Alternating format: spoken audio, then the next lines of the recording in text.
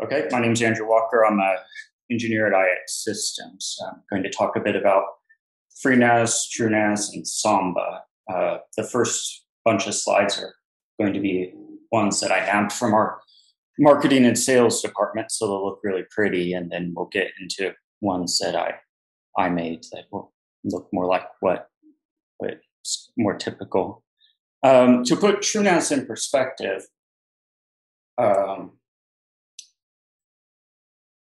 it's an open core, open source project. It was developed and is supported by the company where I work. It's this kind of brief overview of where TrueNAS came from is going to maybe help give an idea about where we're going.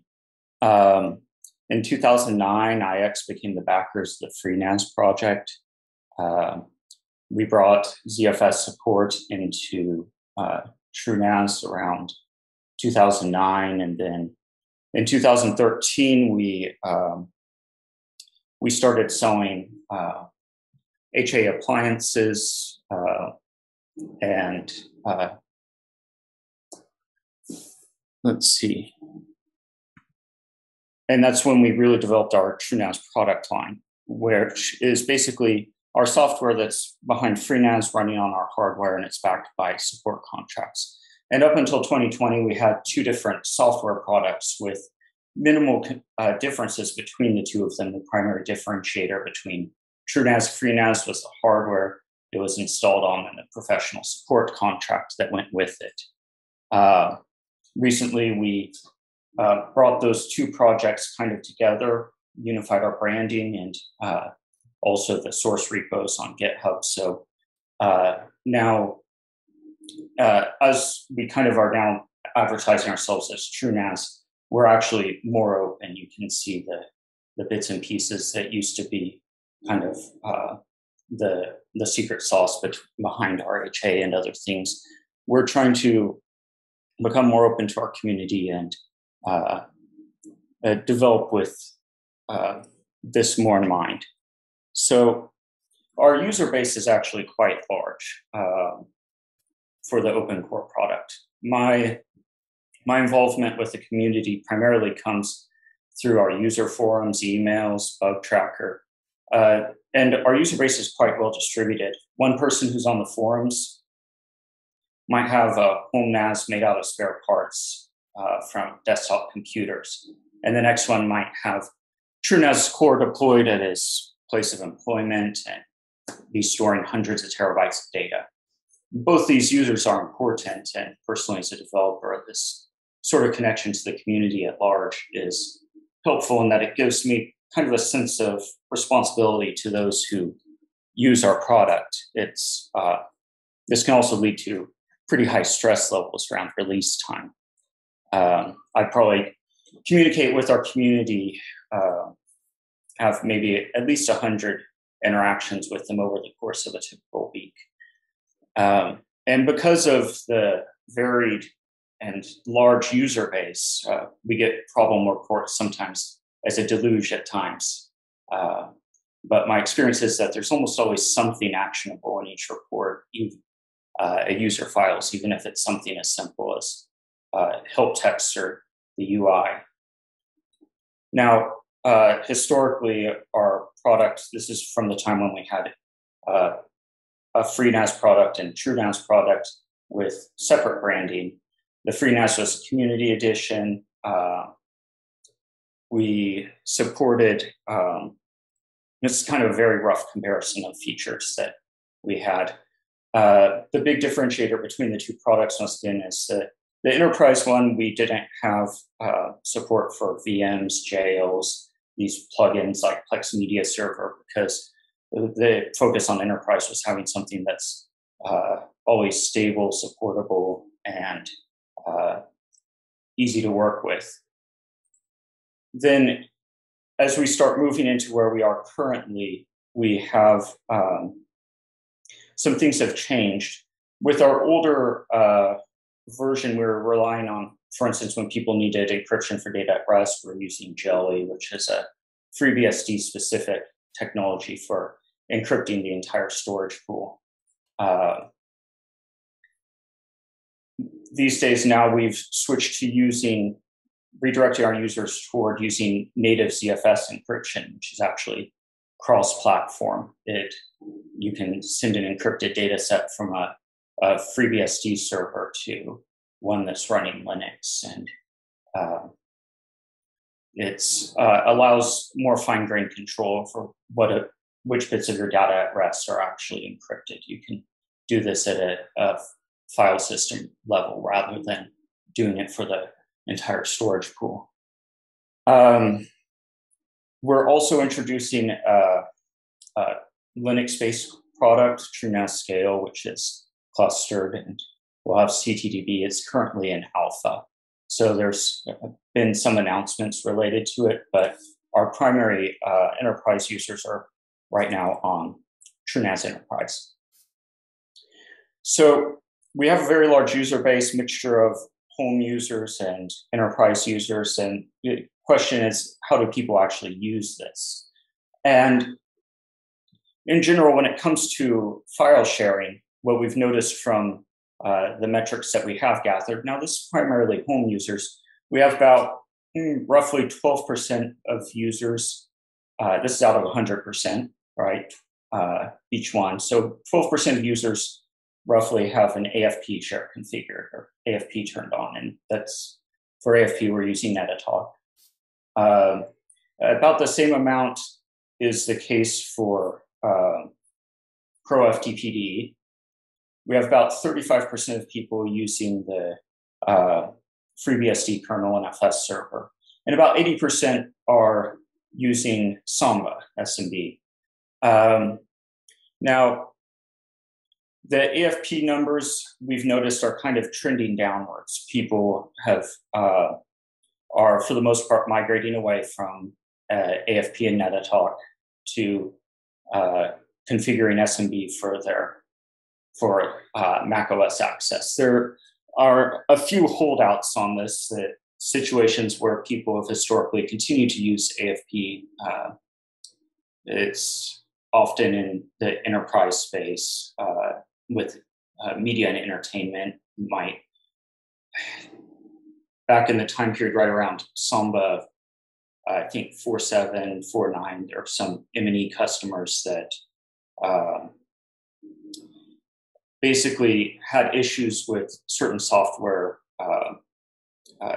Latencies were better with Netatalk than what they're seeing with Samba. But with recent versions of Samba, we haven't heard any complaints about performance. So most people are moving their time machine shares and other things onto SMB. Enterprise space, things are a bit more evenly distributed between Samba and iSCSI for how people use our servers. And they'll use iSCSI for backend for VM storage. So the next few slides are going to be about technologies that are actually inside TrueNAS that are kind of key to our product, and OpenZFS and Samba specifically in TrueNAS.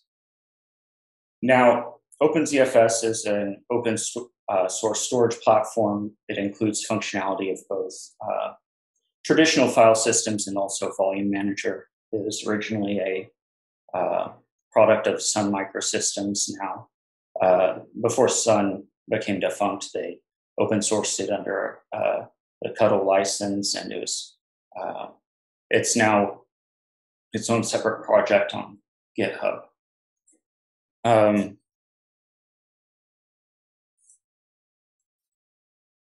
There are primary, sorry.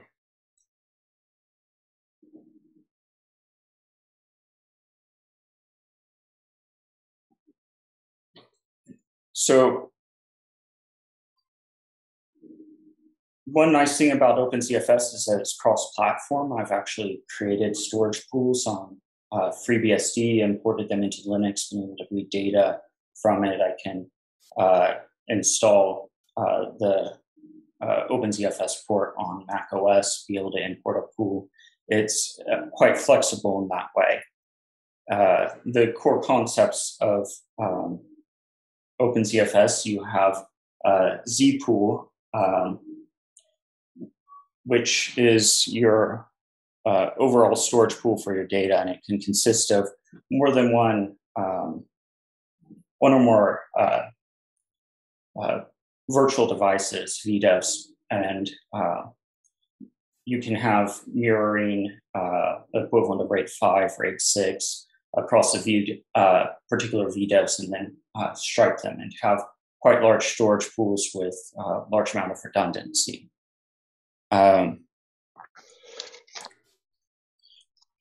In general, when people are managing ZFS, there's two different ways to come about it. You can use a zpool command, which manages your ZFS storage pool, or you can use the ZFS command to configure and manage ZFS data sets. These are CLI commands. For people that want to, you can also use the C API, libzfs, to configure and manage ZFS. And internally, we use libzfs, which are the Python bindings for libzfs for internal use inside our middleware as we configure the storage backend. There will be a mixture of using libzfs and ZFS commands for this. So libzfs is provides quite a bit of control over what you do with your ZFS data pool.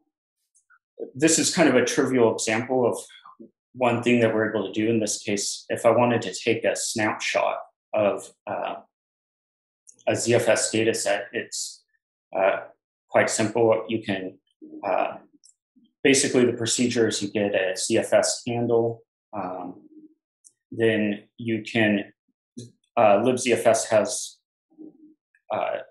utility function like here you can convert an arbitrary path to a ZFS dataset handle for interacting with the dataset itself. Otherwise, you use ZFS open with the calling the ZFS open with the name of the dataset.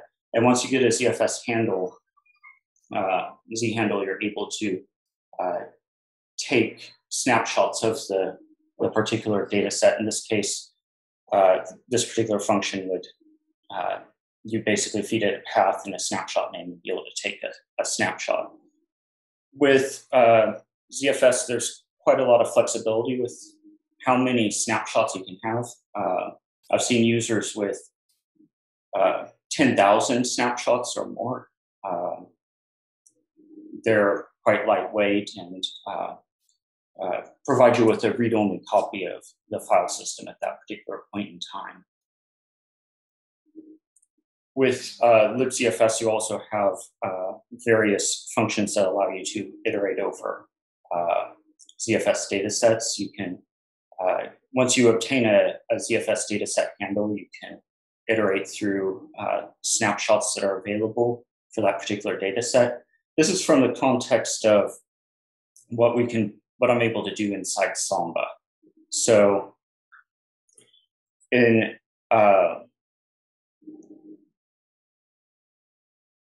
the case of Samba, this is useful for working with shadow copies. If we say are able to get a ZFS dataset handle for a particular path, we're able to iterate through snapshots in a more direct way and access metadata that's normally not available to through statfs or statvfs calls on those particular paths.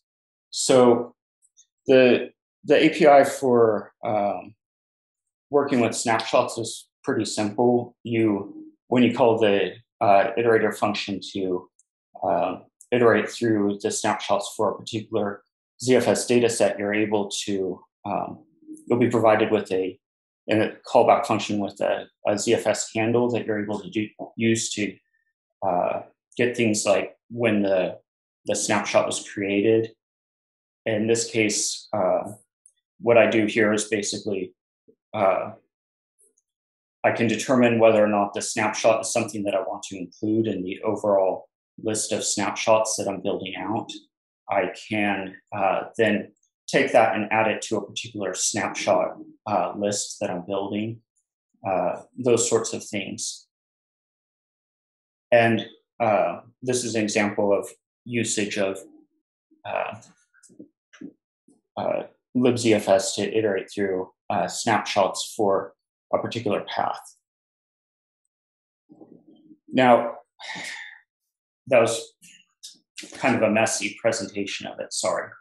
But the question is, how do you use libzfs inside Samba? And currently, the way that we're using it inside Samba is for managing snapshots. We're able to take a particular path inside an SMB share, and then you can create a snapshot of the data set that's underlying that path. You can list them out, you can delete them, those sorts of, you get pretty fine-grained management of what's going on with snapshots.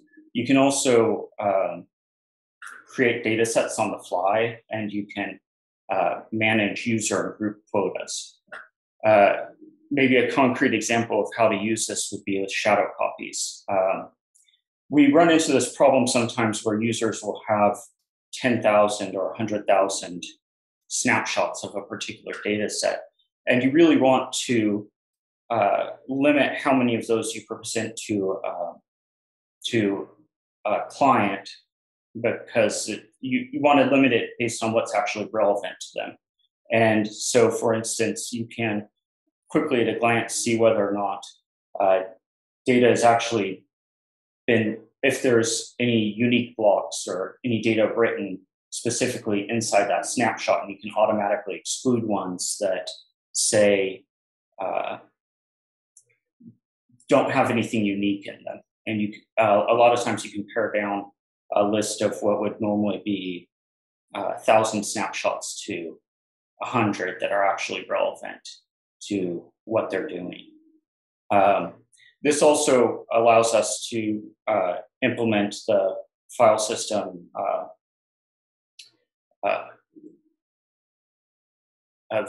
remote VSS protocol and allow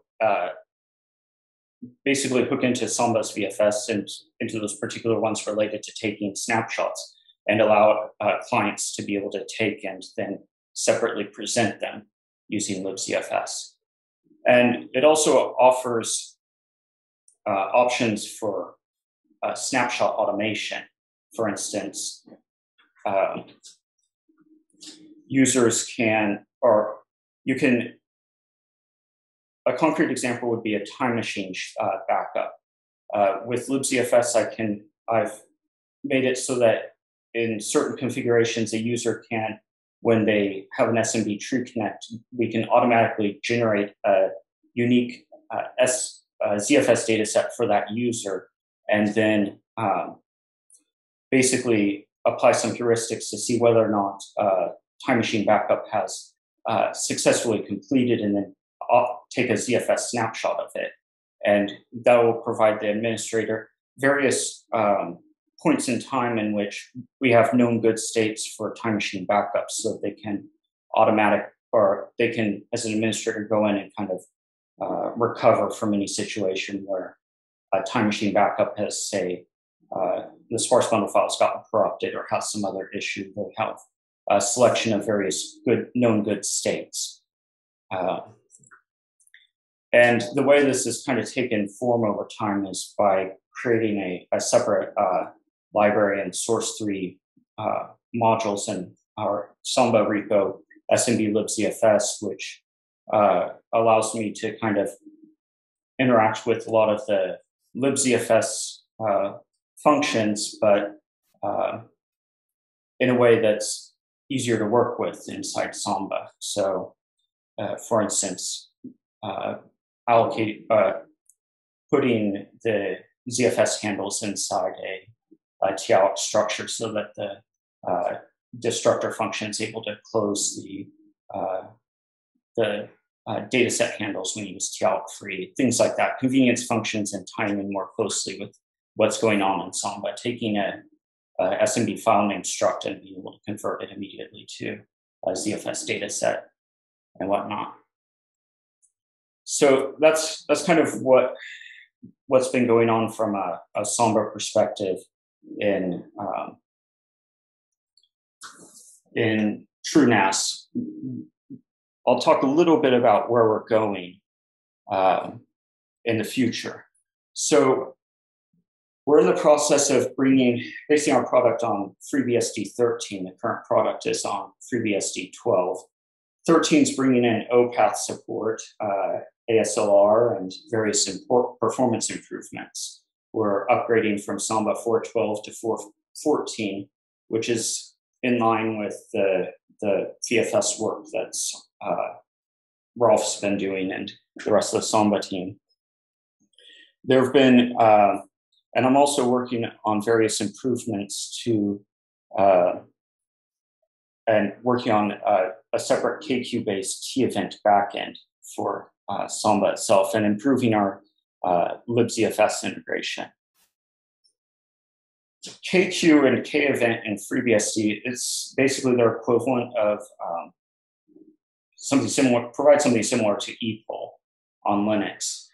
And but there are various filters for Kevents, and they're uniquely identified by pairs of ident and filter. Now, depending on the particular filter that you're using, ident might be a pointer to an open file descriptor, socket, those sorts of things. So an example of how this would tie in. Now, if you notice here, there's also, KQ has actually AIO Kevents as well. And so what you're able to do is, instead of using the normal POSIX AIO signaling method, which isn't it's kind of a cumbersome API to work with, you can directly submit AIO Kevents to a KQ and perform things. And the API is pretty simple to work with. This is an example of how I do an async write with Kevent. Basically, you construct your AIO callback, but with a pointer to the AIO sig event, and you, for the sig event pointer value, I have a back pointer to the initial T event request that I'm filing. And then basically what you do with that is, once you construct the particular AIO callback, you can submit it to AIO write, and then when the write operation is complete, it'll appear as a K event the next time, or when K event's called on the particular KQ that you send it to. The FreeBSD Kernel Alo is accomplished through kernel threads, and it's configurable through various syscontrols on FreeBSD. You can control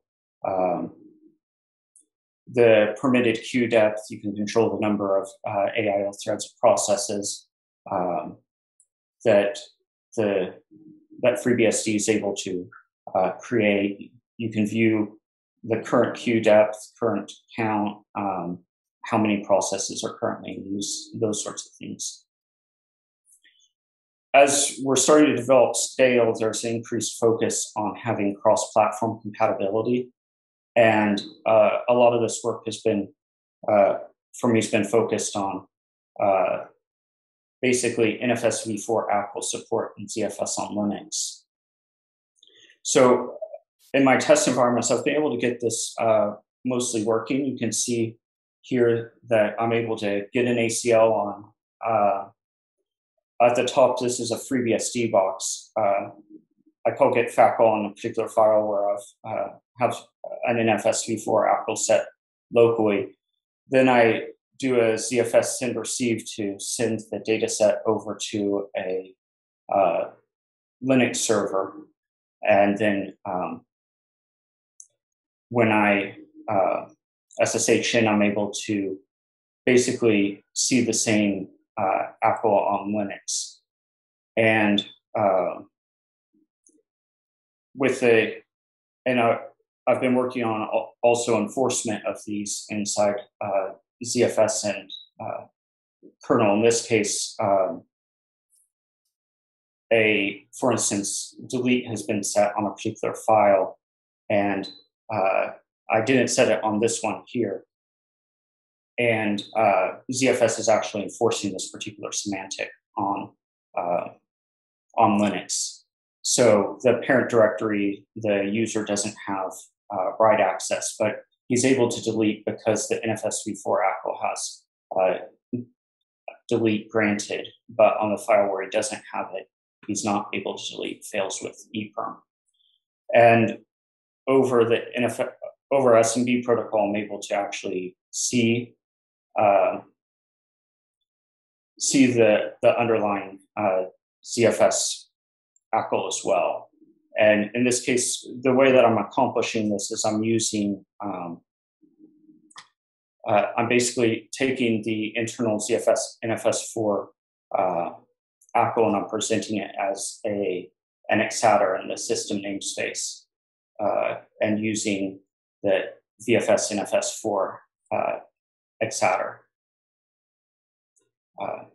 to present it and work with it. So in this particular case, I didn't have to actually make any Samba changes.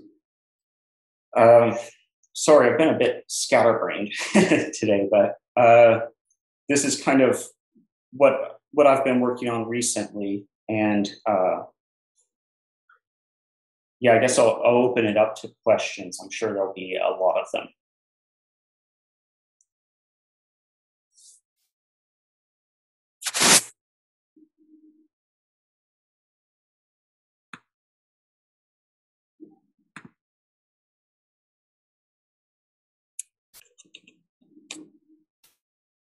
Oh, yeah, Rolf, or sorry, Volker, yeah. What I've been doing is I have NFS4 ACLs being enforced on Linux in that particular, in our particular development branch. What I'm doing is I've hooked into the inode permissions function endpoint inside ZFS. Basically, a lot of the permissions evaluation is happening inside ZFS itself. So it's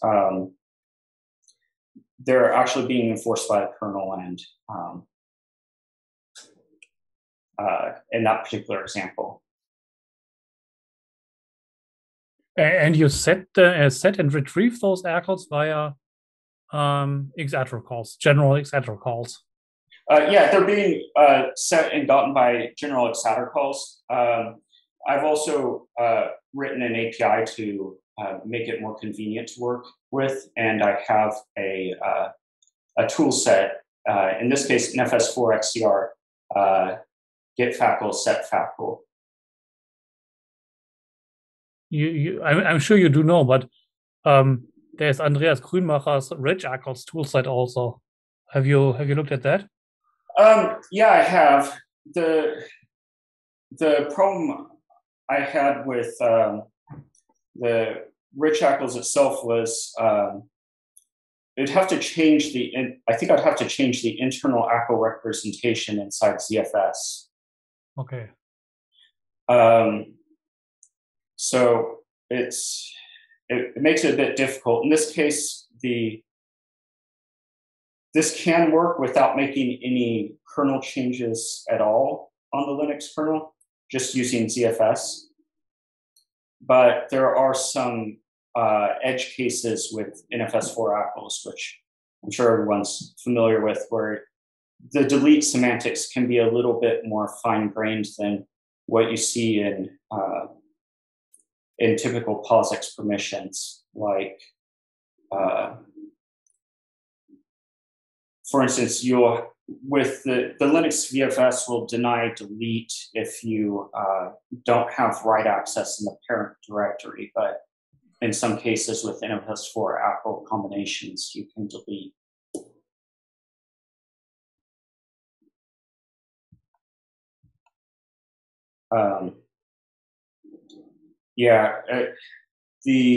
The way that I implemented it in this case was I added a few more flags to the Linux kernel that it can request instead of just like may write, may read.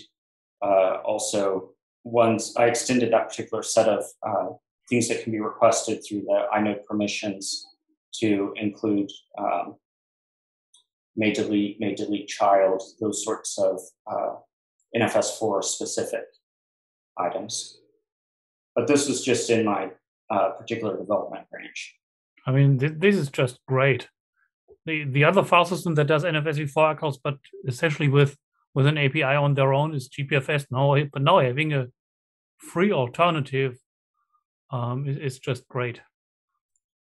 Yeah, so I'm still in the process of testing. It seems like with most of the regression tests I've been doing, it's working pretty well.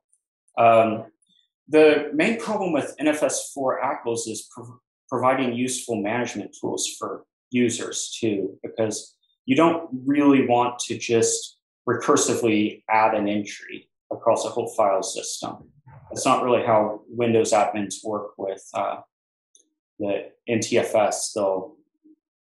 There are multiple NFS4 specs. Originally, RFC 3530 didn't have ACL control flags and the concept of inherited ACLs. That was added in, I think it was RFC 5661. But it's being able to, say,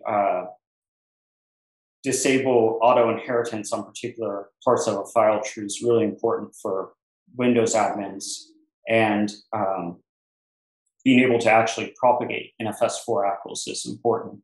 So that's where I've been focusing a lot on writing useful command line tools for admins, and also plumbing it into our UI so that an admin can kind of flag, well, this particular area is protected. I don't want changes to auto inherit through this area, but this other part of the file system I want it to happen. So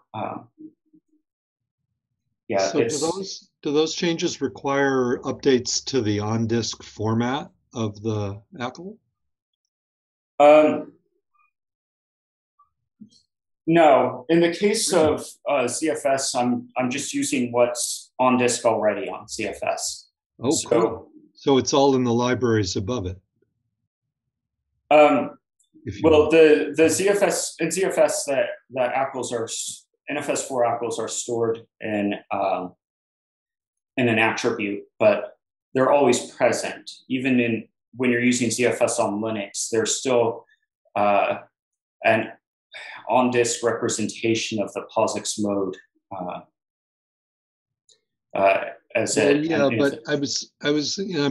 I guess I asked it when you said you want to maybe cut off inheritance at a certain point in the tree and things. That sounds like you're going to have to store something in the file system. Oh yeah, exactly. No, it's implemented inside the file system.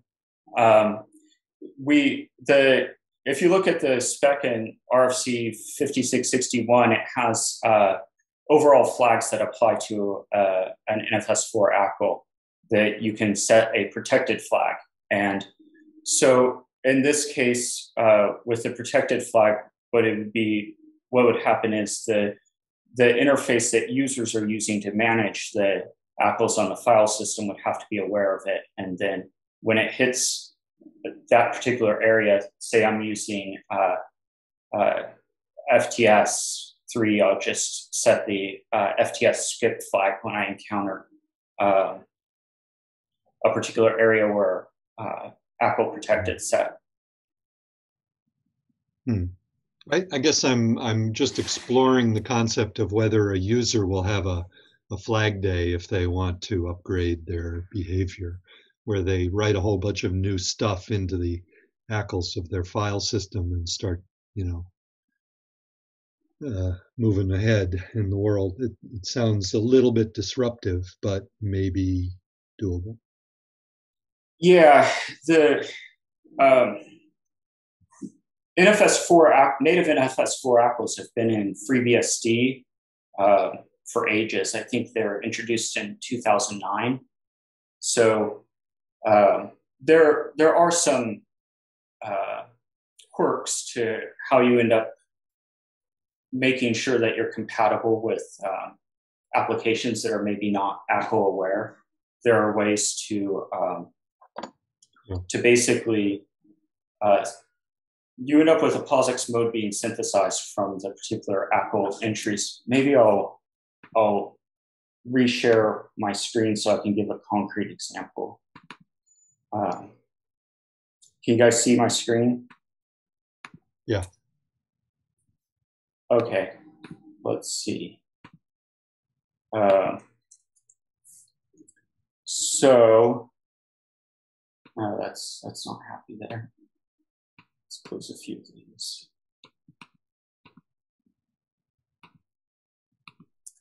Can All you right. make the font a little larger? Yeah, let's. Great, thanks. Okay, so this is a free. No, in this case, I think I'm actually. Yeah, was not on my FreeBSD box. I was on Linux box. So in this particular case, you can see we have certain entries here: owner, group, everyone. Those are special NFS4 ACL entries that represent your POSIX mode bits. In the Windows side, it's roughly equivalent to creator, owner, creator, group, and everyone. And they're used to represent the POSIX mode. So let's not do something disruptive on my full data pool here. So in this case, what I have is ACL example. I've set a POSIX mode of 007, which is probably not going to ever happen in real life. But in this case, I'm synthesizing an NFS4 ACL out of that particular POSIX mode.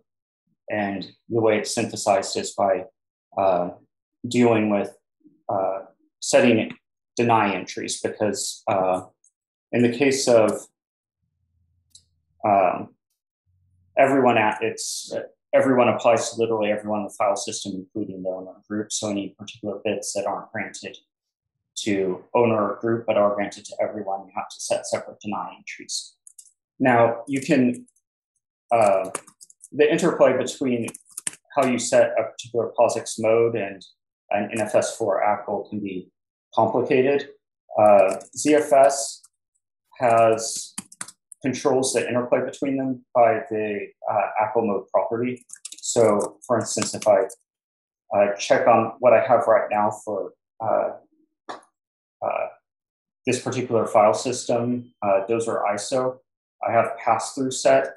What this means is that I can chmod my particular ACL example and see now it's automatically changed the internal representation of that particular, or the ZFS ACL's been altered to represent that particular POSIX mode. I can set, let's say I want to grant SMB user full control. ACL example. Now he has an explicit entry granting himself or granting him full control on that particular path. And the interplay between your conventional chmod and Unix permissions-based commands can vary depending on how the ZFS ACL mode is set. So I have it pass through right now, which allows me to alter it. And so when I do a chmod, in this case, my permissions granted to SMB user aren't altered, right? Now, this can create problems because a lot of times admins in an enterprise won't be very happy if all of a sudden they start seeing, for instance, an everyone entry appearing somewhere because a user decided to chmod. So there's ways to configure how the sort of less complex permissions tools interact with a more complex ACL. For instance, if I set a restricted ACL mode on Dozer ISO, if I try to chmod now,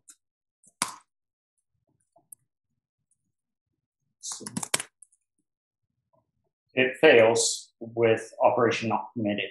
And the reason why you might want to do that is because you, anytime that you're dealing with basically a richer permission set, you have to figure out what are you going to do with tools or clients that don't really know how to handle it. And what an admin might want to do just may differ depending on how the data set's used. Our default is to set restricted because you don't want a user to accidentally blow away something that an admin set very specifically. Default to something, to what I consider a safer behavior for this edge case. I hope this kind of makes some sense. Yeah, I think you've rendered Volker and Ralph speechless. So I can do the same thing on Linux here. All right. This is really cool. So I have an NFS4 ACL here for SMB user. Once again, I can get my ACL mode. I think SMB is a data set. And okay, nope, it's not a data set. No, I can't type. That's the problem. And I still can't. Okay, why don't we show you more administrative tools? Okay.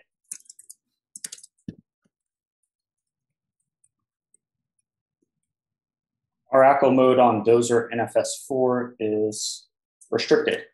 So in this case, chmod will fail with operation not permitted. So this is upstream ZFS in a Linux system? And previously we're showing the TrueNAS special version? This is with a particular development branch I have in our TrueNAS ZFS repo. But the goal will be eventually to upstream this. The particular iterators format I'm using for this is actually, I took the NFS41.x spec from source 3 modules in the Samba source and used RPCgen to generate kind of the routines for converting the internal ZFS representation of the ACL into the XDR formatted one that Samba can read.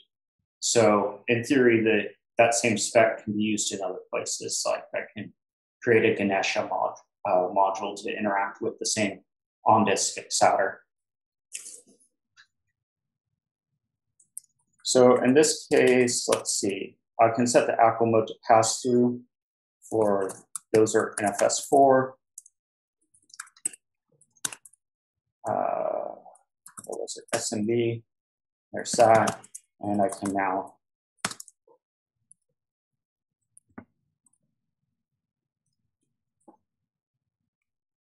see that my apples changed.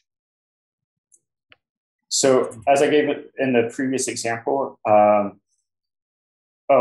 right here you can see my, I guess I probably should explain this a bit since we're probably not used to seeing the way that this is represented for, as text on FreeBSD.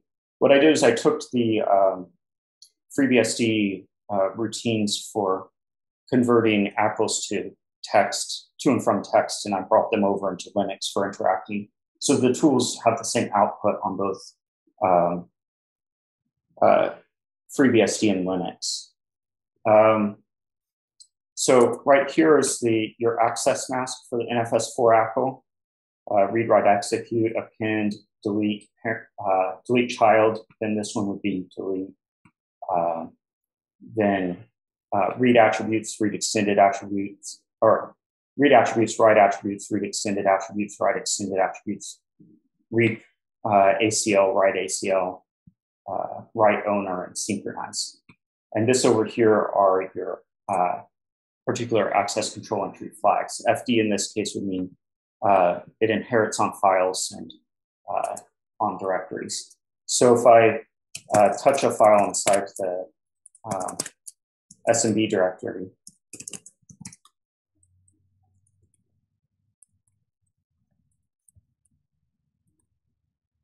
you can see it has an I now on it, which means that that file, that particular permission has been inherited, right? I'm sorry, Andrew, but we have to come to an end because the panel discussion should start before 3 minutes. So okay, we have to come to an end. Yeah. I'm sorry, it's a little bit frazzled during this. Don't know why, but if anyone has any questions about this stuff, I'm really happy to discuss via email or give you links to ISOs to test out and play with.